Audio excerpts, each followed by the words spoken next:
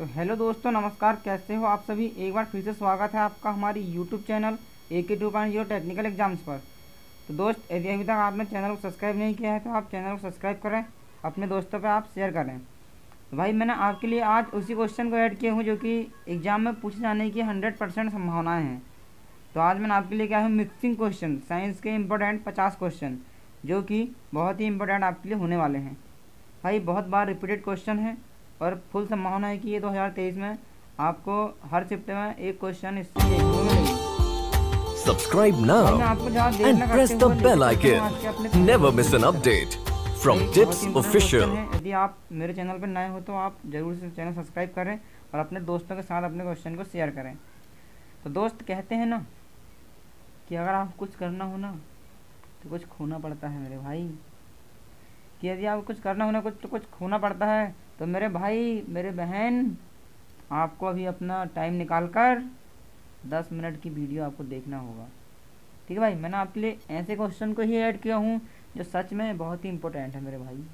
मैं आपसे क्या झूठ बोलूँगा यार साहब, सही कि नहीं। आप यकीन मानना, बहुत ही इंपॉर्टेंट क्वेश्चन है ये। तो ज़्यादा देर न करते हुए लेके चलते हूँ अगले क्वेश्चन की ओर। तो क्वेश्चन है मेरे दोस्त आपका पहला, हवाई जहाज़ जैसी वस्तुओं की स्थिति का पता लगाने और स्थान निर्धारण करने के लिए उपयोग किए जाने वाला उपकरण है। बहुत ही मोस्ट इम्पोर्टेंट क्वेश्चन है दोस्तों, ये कई बार एग्जाम में पूछा जा चुका है और पूछ भी सकता है आगे आने वाले एग्जामों में। दोस्त, जैसे कि आप देख पा रहे होंगे, हवाई जहाज़ जैसी वस्तुओं की स्थिति का पता लगाने के लिए और स्थान निर्धारण करने के लिए उपयोग किए जाने वाला उपकरण कौन सा है। तो मेरे भाई, मेरे दोस्त, इसका जो आंसर हो जाएगा वो हो जाएगा आपका ऑप्शन नंबर ए, रडार। ठीक है भाई, रडार से उसका हम पता लगाया जा सकता है। मैं आपको ले चलता हूँ आज का अगले क्वेश्चन की ओर। ये रहा आज का अगला क्वेश्चन कि निम्नलिखित में से कौन सा भौतिक परिवर्तन का उदाहरण है। ये आपको बताना है दोस्त कि निम्नलिखित में से कौन सा भौतिक परिवर्तन का उदाहरण है। तो मैं आपको बता देता हूँ भाई, आज आपके लिए क्लास बहुत ही इंपॉर्टेंट होने वाली है, खासकर अभी MP कांस्टेबल को देखते हुए। तो दोस्त, ये भौतिक परिवर्तन होता क्या है। तो भौतिक परिवर्तन वह परिवर्तन होता है दोस्त कि आप उसको पुनः से प्राप्त कर सकते हो। ठीक है, जिसमें आप नया उत्पाद नहीं बनाते बल्कि आप उसी क्रिया को दोबारा कर सकते हो। ठीक है, जैसे कि मैं आपको वो कह सकता हूँ कि मान लो आपका जो पानी है, ठीक है भाई, ये आपका एक गिलास है। गिलास में आपने क्या भर दिया, इसमें आपने ये पानी भर दिया भाई। ठीक, इसमें ये गिलास में आपका पानी भरा हुआ। ठीक है, अब इस गिलास में आपने क्या किया कि आपने, अब आपके पास फ्रिज होगी, उस फ्रिज में आपने इस गिलास को रख दिया फ्रीजर में। तो ये जो पानी है ना दोस्त, ये बन जाएगा वापस से क्या, ठोस बन जाएगा। ये हो जाएगा बर्फ़ के रूप में बन जाएगा ये। ठीक है, लेकिन आप जब इसको फ्रिज से बाहर निकाल के रख दोगे ना बाहर, तो मेरे भाई, मेरे दोस्त, ये जो बर्फ़ है ये वापस से पुनः इस कंटेनर में जल का रूप ले लेगी। तो यही तो होता है मेरे दोस्त भौतिक अवस्था। भौतिक परिवर्तन यही होता है कि आप किसी चीज़ को करने के बाद उसे पुनः प्राप्त करना क्या कहलाता है, भौतिक परिवर्तन कहलाता है। आई होप आपको क्लियर हुआ होगा। और रासायनिक परिवर्तन होता है दोस्त एक। तो जो रासायनिक परिवर्तन है वो यह होता है कि आप उसको प्राप्त नहीं कर सकते। ठीक है, तो भौतिक परिवर्तन में आप किसी भी चीज़ को प्राप्त कर सकते हो परंतु रासायनिक परिवर्तन में नहीं कर सकते। ठीक है दोस्त, तो ये होता है आपका भौतिक परिवर्तन। तो आपके पास 4 ऑप्शन दिए हुए हैं, आप समझ गए होंगे। कागज़ फाड़ना, पेड़ों की कटाई, पानी का जमना और दिए गए सभी विकल्प। तो मेरे दोस्त, मेरे भाई, इसका जो राइट आंसर होने वाला है वो हो जाएगा आपका option number D is the right answer. सभी विकल्प कैसे है, सही हैं। यदि आप कागज़ को मोड़ोगे तो आप वापस उसको बाहर भी तो कर सकते हो। यदि आप पेड़ की कटाई करोगे ना दोस्त, तो वापस से बड़ा भी तो हो सकता है। और पानी का जमना, तो मेरे दोस्त तो फिर से पानी भी तो बन सकता है। तो आपका आंसर क्या होगा, आंसर हो जाएगा मेरे दोस्त आपका ऑप्शन नंबर 4। तो आई होप आपको क्लियर हुआ होगा। चलिए चलता हूँ आज आपको आज पहले क्वेश्चन की ओर। तो मेरे भाई, मेरे दोस्त, आपको ये नहीं समझना है कि आप 50 ही क्वेश्चन को मेरे साथ पढ़ रहे हैं। दोस्त, आज की क्लास आपको कम से कम 150 क्वेश्चन का अनुभव दे जाएगी, मेरी ये गारंटी है। बस आप अंत तक मेरे साथ बने रहिए बस। ठीक है भाई, ले चलूँ आपको अगले क्वेश्चन की ओर। तो ये रहा दोस्त आज का अगला क्वेश्चन। जैसे कि आप देख सकते हो आपकी स्क्रीन पर है। क्वेश्चन क्या कहता है दोस्त, इसको आप समझिए कि नेफ्थलीन गोलियां जिनका उपयोग पतंगों और अन्य कीटों को भगाने के लिए किया जाता है, निम्नलिखित में से किससे प्राप्त होती है। समझ सकते हो दोस्त आप। मैंने आपको बताया था, क्लास जब चल रही थी केमिस्ट्री में, पदार्थ टॉपिक चल रहा था आपका, तो उस टाइम मैंने बताया था आपको कि जो नेफ्थलीन की जो गोलियाँ होती है, कपूर जो होती है, इनको हम किसी भी पदार्थ के साथ, यदि आप नमक के साथ मिलाओगे तो आप इसको अलग कर सकते हो। और वो अलग करने की विधि कौन सी है आप जानते हो, ऊर्ध्वपातन विधि द्वारा इन्हें आप अलग किया जा सकता है। तो मेरे भाई मेरे दोस्त, आपको ये बताना है कि जो नेफ्थलीन की गोलियाँ हैं, ठीक है, इसका उपयोग आप कहाँ करते हो, तो इसका उपयोग करते हो आप पतंगों अन्य कीटों को भगाने के लिए इसका उपयोग किया जाता है। और भी यदि इसका उपयोग किया जाए तो आप आपके जो कपड़े होते हैं ना, कपड़े, ठीक है, तो कपड़े में भी आप नेफ्थलीन गोलियाँ रख देते हो, ठीक है। तो आपको ये बताना है कि ये बनी किससे होती है मेरे भाई मेरे दोस्त। तो ये जो बनी होती है ना भाई, ये बनी होती है कोल तार की। किसकी बनी होती है, कोल तार की। तो इसका जो राइट आंसर हो जाएगा दोस्त, वो हो जाएगा आपका option number A. I hope आप समझ पा रहे होंगे। तो इसी के साथ दोस्त मैं आज आपको लेके चलता हूँ अगले क्वेश्चन की ओर। तो मेरे भाई मेरे दोस्त, आप मेरे साथ बने रहिए। मैं आपको बताता हूँ आज की आपकी क्लास बहुत ही इंपॉर्टेंट होने वाली है। मैंने आपके लिए 50 क्वेश्चन रखा हूँ और अंत में आपके लिए 3 मौखिक टेस्ट रहेंगे भाई, ठीक, जो आपको कमेंट्स करके आंसर देना है। तो आप बस बने रहिए, आपको पूरी जानकारी के साथ इस क्लास को पढ़ना है ताकि आगामी परीक्षा में आपको थोड़ी सी हेल्प मिल सके। तो मैं आपको लिए लेके चलता हूँ अगले क्वेश्चन की ओर। तो ये रहा दोस्त आज का अगला क्वेश्चन। जैसे कि आप देख सकते हो, ये बताना है मेरे भाई आपको, देखना बहुत ही ज़बरदस्त क्वेश्चन है, केमिस्ट्री के क्वेश्चन है दोस्त। जैसे आप जानते हो पैटर्न ही बन गए हैं ना कि आप केमिस्ट्री केमिस्ट्री केमिस्ट्री। तो मेरे भाई मेरे दोस्त, मैंने आपके लिए केमिस्ट्री और फिजिक्स और बायो तीनों के मिक्सअप क्वेश्चन को लेके आया हूँ, जो आपके लिए बहुत ही हेल्पफुल होने वाले हैं। एमपी पुलिस कांस्टेबल, अब की बार वर्दी की सरकार, ठीक है भाई। तो जैसे कि आप देख पा रहे हो स्क्रीन पर, क्वेश्चन है आपका कि बकमिनस्टर फ्लोरीन क्या है, बकमिनस्टर फ्लोरीन, सॉरी क्या है दोस्त, बकमिनस्टर फ्लोरीन निम्नलिखित में से किसका अप्रूव है, ये आपको बताना भाई, ठीक है भाई। तो ये बताना है किसका अप्रूव होता है। तो आप अच्छी तरह से जानते हैं ये जो अप्रूव है ये किसका है, ये हो जाएगा आपका कार्बन का अप्रूव है दोस्त। किसका है, कार्बन का। तो मेरे भाई आपको मैं जानकारी के लिए बता देता हूँ कि जो कार्बन के जो अप्रूव होते हैं वो, एक तो आपका हीरा भी क्या है, कार्बन का अप्रूव है हीरा, प्लस आपका जो ग्रेफाइड है, ग्रेफाइड भी आपका कार्बन का अप्रूव होता है, और एक सिलिका भी जो है वो भी कार्बन का अप्रूव है।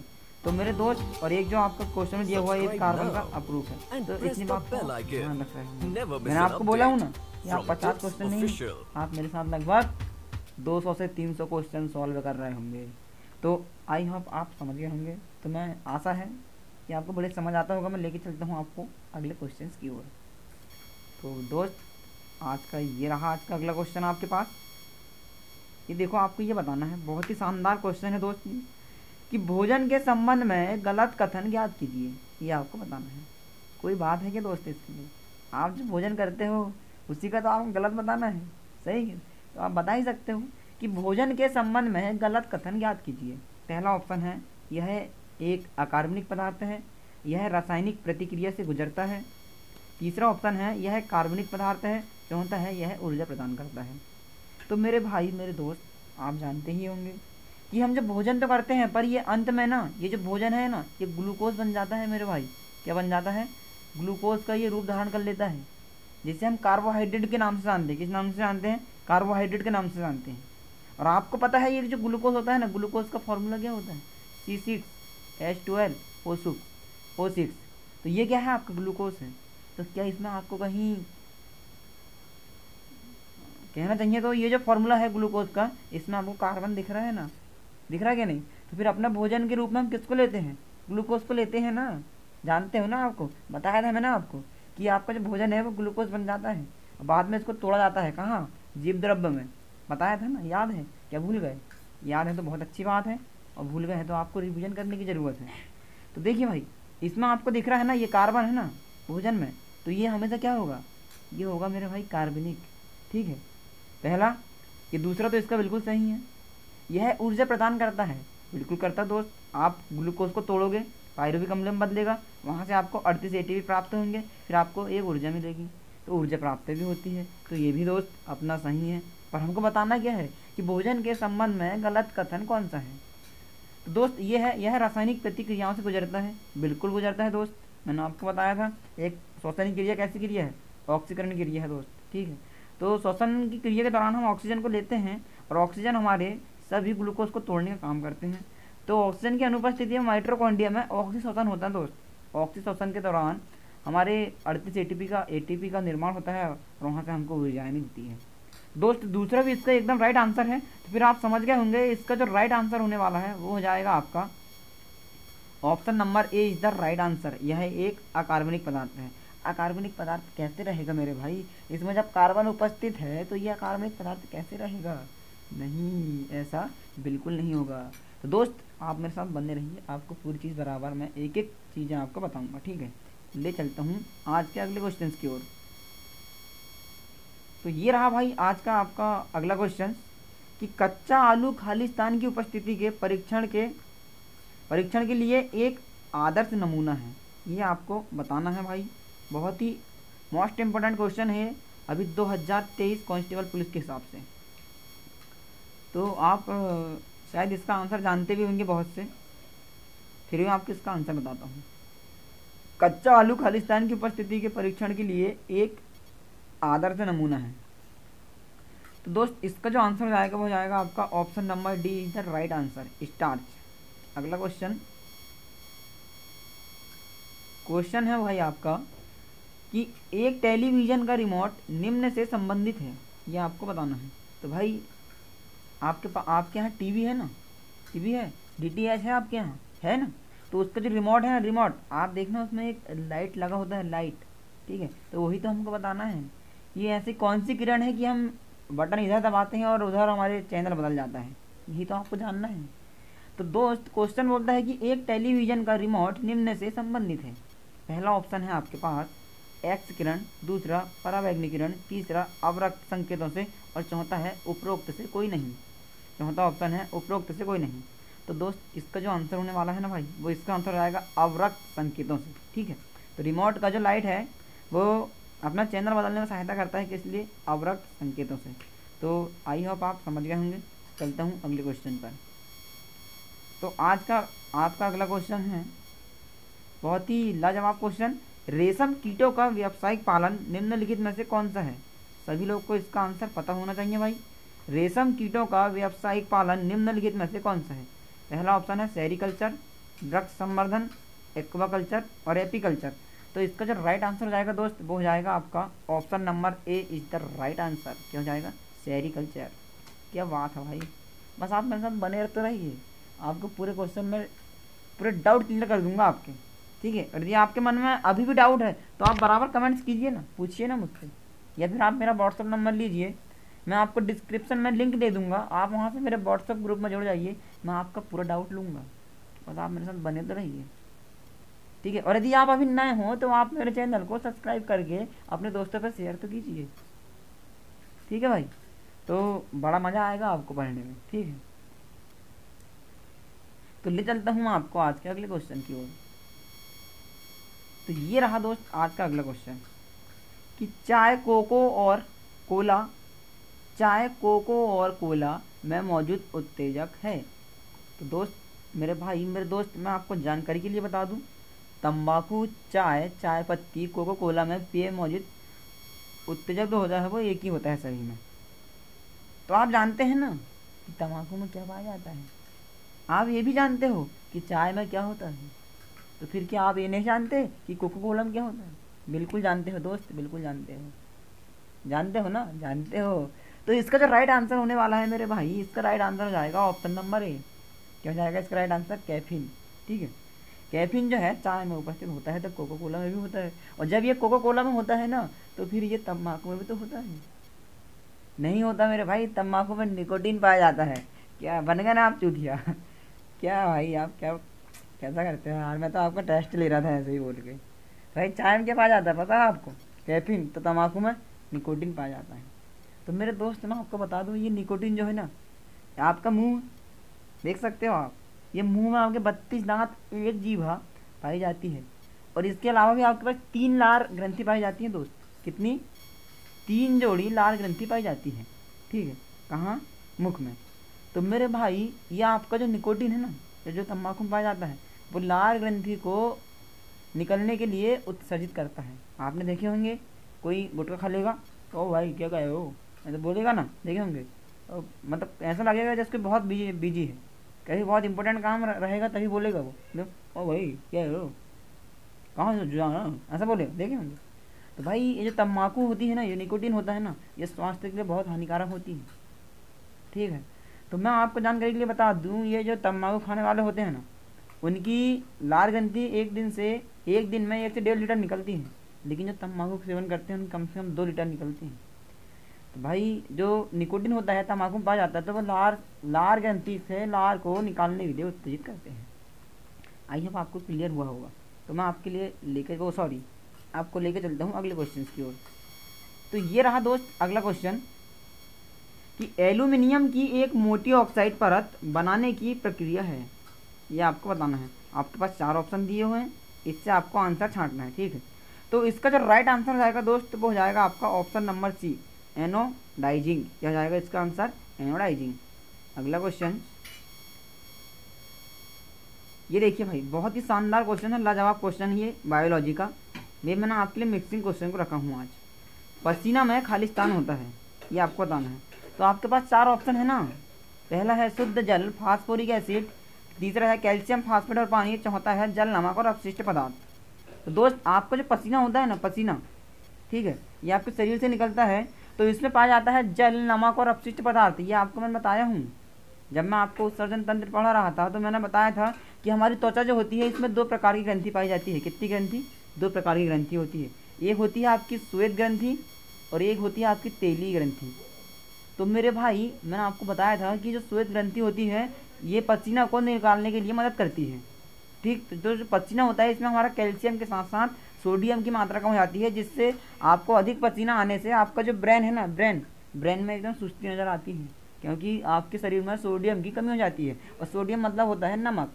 तो भाई नमक यदि आपके शरीर में कम होगा ना, तो आपका ब्रेन उतना दिमाग स्पीड से नहीं चलेगा, क्योंकि एक तंत्रिका से दूसरी तंत्रिका में सूचनाओं को जाने के लिए सोडियम की आवश्यकता होती है।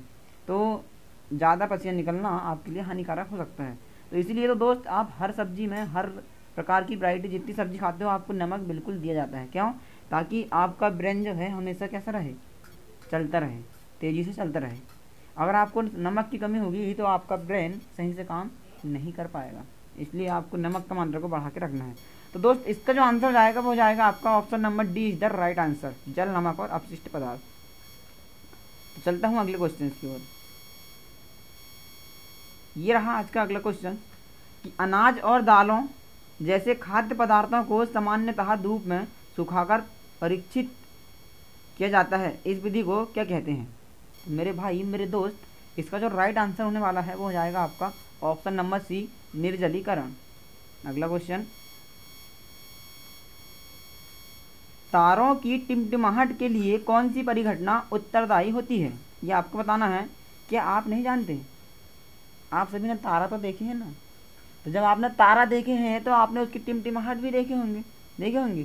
तो जब आपने टिमटिमाहट देखे हैं तो आपको ये भी पता होगा कि ये प्रकाश के अपवर्तन के कारण होता है बिल्कुल। दोस्त आपका क्वेश्चन है कि तारों की टिमटिमाहट के लिए कौन सी परिघटना उत्तरदायी होती है। पहला ऑप्शन है आपके पास विवर्तन, अपवर्तन, विक्षेपण और प्रकाश का प्रकीर्णन। तो इसका जो राइट आंसर होने वाला है दोस्त वो हो जाएगा आपका option number B is the right answer. तारों में प्रकाश का अपवर्तन के कारण ये टिमटिमाते हैं। तो मैं आपको जानकारी के लिए बता देता हूँ कि जो आपके तारे होते हैं इसमें प्लाज्मा अवस्था पाई जाती है दोस्त। कौन सी अवस्था होती है इसमें, प्लाज्मा अवस्था। तो ये प्लाज्मा अवस्था के कारण आपको चमकते हुए दिखाई देते हैं, ठीक है। अब प्लाज्मा अवस्था क्या है, इसलिए आपको इंस्टीट्यूट आके क्लास लगाना पड़ेगा, तभी मैं आपको पढ़ा सकता हूँ। तो भाई आपको मैं बता दूँ जानकारी के लिए, हमारा official channel Tapovan academy, Mansarovar complex bus stand के बाजू में, ठीक है भाई, एकदम वहाँ पे हमारी क्लास कंटिन्यू चलती है। फिजिक्स, केमिस्ट्री, बायो आपको वहाँ पढ़ने को डेली मिलेंगे। साथ में मैथ्स, रीजनिंग और जीके जीएस क्लास आपको डेली कंटिन्यू मिलेगी। तो यदि आप पढ़ना चाहते हो तो आप बराबर आके वहाँ ज्वाइन कर सकते हो, ठीक है भाई। फीस की आप टेंशन नहीं लीजिए, फीस आपके हिसाब से ही आपको देना पड़ता है, ठीक। यदि आपका मन हो कि हमको एक बार में 5,000 देना है तो आप बराबर 5,000 दीजिए। आपका मन हो कि नहीं सर हमको एक बार में 10,000 देना है तो 10,000 दीजिए। आपका मन हो कि सर हमको एक बार में 1000 देना है, तो आप 1000 दे सकते हो। आपकी स्व इच्छा अनुसार ही आपसे फीस लिया जाएगा, ठीक है भाई। कभी आपको फीस के लिए फोर्स नहीं किया जाएगा। यदि आप चाहो तो आप मंथली 700 रुपये जमा करके भी आप वहाँ क्लास लगा सकते हो। यदि आप चाहो तो आप एक बार में 6000 रुपये जमा करके आप वहाँ क्लास लगा सकते हो, ठीक है भाई। ये स्पेशल डिस्काउंट चल रहा है अभी आपके लिए। बस, तो यदि आपको पसंद आए, यदि आपको लगे कि भाई कोचिंग क्लासेस ज्वाइन करना चाहिए, तो आप 3 दिन का डेमो जरूर देख सकते हो आके। बैक टू बैक क्लासेस आपको वहाँ देखने को मिलेगी। तो मैं लेके चलता हूँ आपको अगले क्वेश्चन की ओर। क्वेश्चन है आपका कि निम्न में से किस में दिशा और परिणाम दोनों होते हैं। तो ये देखिए भाई, बच्चों वाला क्वेश्चन है ये। निम्न में से किस में दिशा और परिणाम दोनों होते हैं। तो आप जानते हो कि आपकी जो राशियाँ हैं दिशा के अनुसार 2 प्रकार की होती है। एक होती है आपकी अदिश राशि और एक होती है आपकी सदिश राशि। तो सदिश राशि में आपको दिशा और परिणाम दोनों की आवश्यकता होती है, ये आपको पता है। जैसे कि आपका बल, यदि आप मेरे भाई मेरे दोस्त यदि आप बल लगाओगे तो कोई तो ऐसी क्वांटिटी होगी जितना आप बल लगा रहे होंगे, और एक दिशा तो होगी जिस दिशा में आप बल लगाओगे, होगी ना दिशा। तो ये एक क्या है, सदिश राशि है। तो द्रव्यमान में कोई दिशा नहीं होती है, दूरी की कोई दिशा नहीं होती है, चाल की कोई दिशा नहीं होती है। तो इसका जो राइट आंसर होने वाला है वो क्या हो जाएगा आपका, संवेग। क्या हो जाएगा, संवेग इज द राइट आंसर, ठीक है भाई। संवेग is the right answer, option number C. अगला क्वेश्चन है, विटामिन B12 आमतौर पर खालिस्तान में उपस्थित नहीं होता है। तो ये बताना है आपको कि किसमें उपस्थित नहीं होता है। ये इसका जो राइट आंसर होने वाला दोस्त हो जाएगा ऑप्शन नंबर बी, पौधों के खाद्य पदार्थ। अगला क्वेश्चन, निम्नलिखित में से किसने प्रांतीय स्वायत्तता का उपाय पेश किया है। बहुत ही इंपॉर्टेंट क्वेश्चन है दोस्त ये, ठीक है। जैसे कि आप देख सकते हो आपकी स्क्रीन पर है कि निम्न में से किसने प्रांतीय स्वायत्तता का उपाय पेश किया है। तो इसका जो राइट आंसर जाएगा दोस्त वो हो जाएगा भारत सरकार अधिनियम 1935 is the right answer. 1935 option number 4 is the right answer. अगला क्वेश्चन, लाजवाब क्वेश्चन दोस्त, लॉजिक लगाना है इसमें आपको। यदि खालिस्तान है तो एक वस्तु का संतुलन मूल्य निश्चित रूप से बढ़ेगा। तो इसका जो राइट आंसर होने वाला है दोस्त वो हो जाएगा आपका option number A is the right answer. आपूर्ति में कमी के साथ मांग में वृद्धि, ये इसका राइट आंसर हो जाएगा, ठीक है। चलता हूँ अगले क्वेश्चन की ओर। तो ये है आज का आपका क्वेश्चन नंबर 17। यदि आपूर्ति कम होती है लेकिन मांग समान रहती है तो इस प्रकार की मुद्रास्फीति को खालिस्तान के रूप में जाना जाता है। तो इसे जो जाना जाता है ना दोस्त वो हो जाएगा आपका ऑप्शन नंबर सी। क्या हो जाएगा, सी, मतलब संकीर्ण स्फीति के नाम से इसे जाना जाता है। क्या बात है भाई, लाजवाब आंसर है आपका, मज़ा आ गया। आप भी कहोगे क्या बात है सर, मज़ा ला दिया आप। तो ले चलता हूँ अगले क्वेश्चन की ओर। ये रहा क्वेश्चन नंबर 18। बहुत ही शानदार क्वेश्चन दोस्त, नाइस, ज़बरदस्त। जैसे कि आप देख सकते हो आपकी स्क्रीन पर ये क्वेश्चन है कि नाइट, सॉरी गलत, ऐसा नहीं होता मेरे भाई, कि आप देख सकते हो मैं तो मजाक करने की आदत है भाई मेरी। मैं आपको पहले बता देता हूँ कि मेरी बहुत आदत होती है मजाक करने की, ठीक है। तो आप ऐसा है कि दिल में नहीं लिया करो, ठीक है भाई। तो हंसते रहो यार, मुस्कुराते रहो, जीवन है भाई। जीवन का क्या है, आज है कल रहेगा, क्या भरोसा है, कोई भरोसा नहीं है। इसलिए मेरे भाई आप आज में खुश रहना सीखिए। आज में जो भी आपको करना है तो आज ही करना है, कल में कभी किसी काम को आप नहीं त्यागना है। अरे जाने दो ना भाई, यदि आपको कोई छोड़ के चला गया है तो जाने दो, ठीक है। यदि वो छोड़ के गया है तो उसको जाने दो ना, क्या फ़र्क पड़ता है आपको। यदि वो आज गया है ना, यदि आप कल अपनी मंजिल पर पहुंच जाओगे ना तो उसके जैसे 1000 खड़े रहेंगे आपके पास, 1000। समझ रहे हो ना, बस आप पहुँचो तो वहाँ तक। आप काम तो करो अपने प्रति, ईमानदारी से लड़ो ना, काम आपको करना पड़ेगा, ठीक है। आपको पढ़ना पड़ेगा क्योंकि आप पढ़ने के लिए आए हैं यहाँ पे, ये बात आपको सोचना पड़ेगा, ठीक।